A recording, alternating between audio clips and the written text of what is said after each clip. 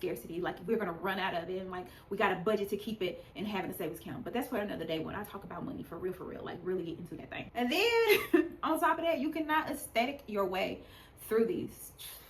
Trust me, I tried to aesthetic my way through this. I bought all the cute cliche things in your houses, all of the hair, the makeup, all the nuances, all of that. I bought that. I fell into that trap of thinking this is aesthetically pleasing. I should feel it, and I would become or operate in my soft life, and it didn't work. It didn't work. Because let's be honest, the reason why that don't work, because you cannot aesthetic your way through this. You cannot aesthetic a cute outfit out of those wounds that we try to cover up with makeup and a cute outfit. It doesn't work that way, because all it's going to do, you're going to put a band-aid on it, of course it's going to bleed through. We all done heard these sayings, but I'm here to help us grow out of this. We cannot aesthetic our way. Remember that you cannot aesthetic your way out of this.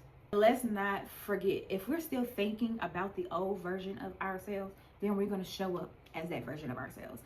Just like if you're constantly thinking about, especially this one, you are out here, body goals, you got your old picture from when you was in college or whenever you were what you consider your most fit time of your life, and you like, I'm getting back to that body. You have to remember what that body was going through at that time. Do you actually want to relive what that body was going through? Because at the end of the day, I feel like if you hear you're growing, or you have grown, or you have come to a realization that you need to grow, that body that you're trying to go back to, that person wasn't in the room or in the mindset of growing and wanting better for herself.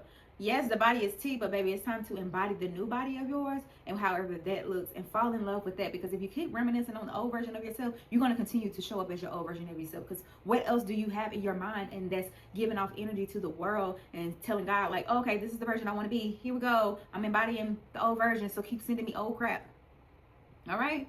You wonder why you gotta keep taking the trash out. I done talked all that trash. Let's get into how we really build this version of ourselves. Let's just pin this. You go ahead and pin this, write this down. The thoughts that you hold 24/7 is what's going to shape you. How you walk, how you talk, how you carry yourself. The thoughts that you carry 24/7 is going to make you or break you. Remember that. Now that we got all that out the way and what's not clicking, Linda, let's get down to how we are going to build ourselves piece by piece, almost like Build-A-Bear. How we're going to put this stuff in and come out with this beautiful project, okay? So let's talk about some attributes and some characteristics that we do need to understand when we're embodying our higher version of ourselves. First things first is confidence. Confidence is built by the little wins.